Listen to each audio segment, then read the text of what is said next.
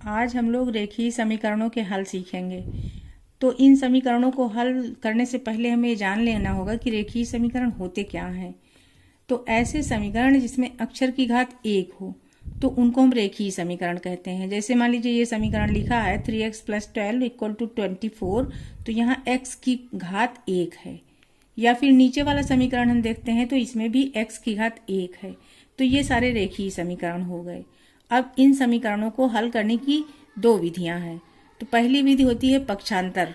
पक्षांतर द्वारा जब हमें समीकरण हल करना होता है तो इसमें होता यह है कि एक पक्ष से दूसरे पक्ष में जब हम कोई चीज ले जाते हैं, वो चाहे संख्या हो या फिर गिनती हो, तो उसमें होता यह कि धनात्मक अगर संख्या है दूसरी तरफ गई तो ऋणात्मक हो जाएगी, या कोई पद ऋणात्मक है दूसरी तरफ गया तो धनात्मक हो जाएगा, या कुछ गुणा कर रहा कोई संख्या या अक्षर तो दूसरी तरफ जाके वो भाग करेगा, और भाग करने वाला पद दूसरी तरफ जाएगा तो गुणा करेगा। इसको हम ऐसे नहीं एग्जाम्पल से जब समझेंगे ना तो बेहतर समझ में आएगा। हमने एक एग्जाम्पल ले लिया 3x + 12 = 24। तो इसमें क्या है, 3x हमने बाईं तरफ रखा और ये 12 जो प्लस है इसको दूसरी तरफ लेके चले गए, तो 24 में 12 माइनस हो गया, तो ये आ गया 3x = 12। x की वैल्यू फाइंड करने के लिए 3 इधर गुणा कर रहा तो दूसरी तरफ जाके भाग कर देगा, तो इसका आंसर आ जाएगा 3 चौक 12। x की वैल्यू आ गई 4। अब हम दूसरा समीकरण देखते हैं 6y - 9 = 2y + 15। अब यहाँ पर हमको एक ही तरफ सारे अक्षर कर लेना है और गिनती में दूसरी तरफ कर लेनी है। तो 6y तो है ही है पहले से, 2y हम दूसरे पक्ष से जब बाईं तरफ लाते हैं तो माइनस हो जाएगा क्योंकि उधर प्लस है, और इधर इक्वल टू का निशान लगाया, 15 पहले से है, -9 बाईं तरफ से आया तो ये +9 हो गया। अब अगली लाइन में हमने 6y से 2y माइनस किया, 4y हो गया, और इधर 15 में 9 जुड़ गया, 24 हो गया। अब जब हम y की वैल्यू निकालेंगे तो 4 इधर गुणा कर रहा है दूसरी तरफ जाके भाग कर देगा। इसको चाहे हम बटा करके लिखें या भाग का निशान लगा के, दोनों का मतलब एक ही है। तो यहाँ 4 का पहाड़ा 24 में 6 बार गए, 4 छंग 24। अब हम एक और समीकरण देख रहे हैं, उसका सॉल्यूशन हम कैसे करेंगे। तो ये है तीसरा x/3 + 2x = 14। अब यहाँ पर 2x को हम 2x/1 मानेंगे और दोनों के हर बराबर करके जोड़ेंगे। x/3 तो है ही है, प्लस अब 2x यहाँ है ना, दोनों में हम 3 से मल्टीप्लाई कर देंगे ऊपर नीचे ये। तो अब एक ही गिनती से गुणा भाग किया तो कोई फर्क नहीं पड़ा, बराबर 14। अब ये x/3 हो गया। अब यहाँ ये क्या हो गया, 6x/3 बराबर 14। अब हर बराबर हो गए तो इनको हम आराम से जोड़ सकते हैं। तो 6 1 7x। अब 7x और यहाँ जो 3 भाग कर रहा था इधर आके गुणा कर देगा, 14 × 3। अब जब हम x की वैल्यू निकालेंगे तो ये क्या करेगा, 14 × 3 को 7 भाग कर देगा। अब 7 1 कम 7, 7 दूनी 14, ऊपर ऊपर का गुणा हो जाएगा और x की वैल्यू आ गई 3 दूनी 6। अब हम लोग समीकरण हल करने के बाद गुणनखंड विधि देखेंगे।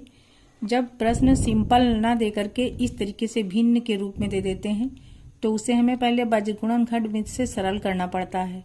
इसमें होता यह है कि तिरछा गुणा हम लोग करते हैं। वज्रगुणन का मतलब तिरछा गुणा, यानी ये जो 7 और ये ऊपर वाला पद है इन दोनों का गुणा हो जाएगा और इधर इन दोनों का। इस तरीके से हम गुणा कर देते हैं, दोनों को बराबर लिख देते हैं। चलिए शुरू करते हैं इस प्रश्न को हल करने। तो क्या करेंगे, हम पहले 7 लिखेंगे और फिर ये वाला पद उतार लेंगे पूरा 7, और यहाँ 11x + 7 ब्रैकेट बंद, ये बराबर हो जाएगा, बाहर 6 लिखेंगे और इधर ये लिख देंगे 22x + 13।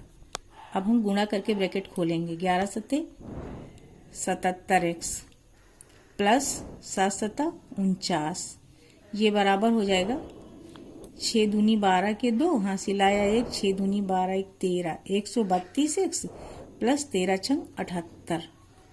अब वही रूप में आ गया। इसको हम फिर पक्षांतर विधि अप्लाई करके सरल करेंगे। अक्षर एक तरफ ले जाएंगे और गिनती गिनती एक तरफ ले जाएंगे।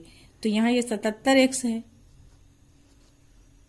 और इधर हम 132x प्लस से ले जाएंगे तो इधर माइनस हो जाएगा, 132x बराबर का निशान लगाएंगे। 78 यहाँ इसी साइड में है पहले से ही, 49 दूसरी साइड से आएगा तो वो माइनस हो जाएगा।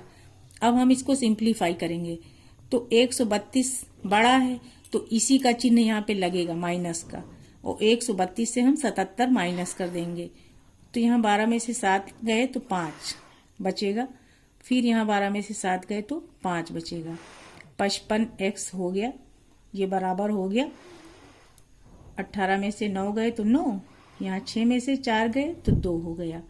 अब जब हम x की वैल्यू निकालेंगे तो x बराबर हो जाएगा, माइनस इधर से इधर आ जाएगा, 29/55। यही इसका आंसर हो गया। अब हम लोग वैसे ही क्वेश्चन का एक और एग्जाम्पल देखते हैं। इसमें भी हम वही प्रोसेस करेंगे, क्योंकि इसमें भी देखिए a/b करके जो ये दिया है, फ्रैक्शन में दिया है ना, भिन्न में, तो इसको हम पहले वजनगुणन से सरल करेंगे, यानी तिरछा गुणा पहले हम करेंगे, इसका इससे इसका इससे।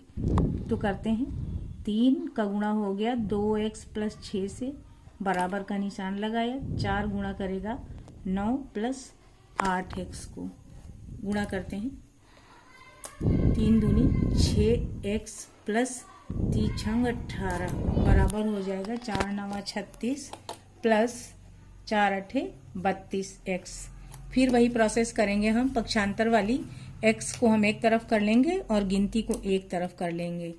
तो यहाँ पे 6x है, अब ये 32x इधर प्लस में है तो इधर माइनस में आ जाएगा, 32x बराबर लगाया, और यहाँ 36 - 18। तो अब यहाँ देखिए 32 वाला बड़ा है तो निशान लगेगा माइनस, और 32 से हमें 6 घटा देना है, तो 32 से 2 घटा तो 30, 4 और घटा तो ये आ गया 26, माइनस का 26x।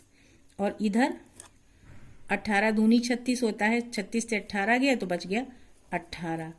तो जब हम x की वैल्यू निकालेंगे तो ये माइनस साइन इधर से हट के इधर आ जाएगा, इधर खाली हमें x ही रखना है क्योंकि उसी की वैल्यू हमें फाइंड करनी है, -18/26। अब हम इसको देख रहे हैं कि दोनों संख्याएं हैं जो हैं इनको हम सरल कर सकते हैं, तो करके देखते हैं। तो 2 9 18, 2 1 कम 2, 2 3 6, इसका आंसर आ गया -9/13।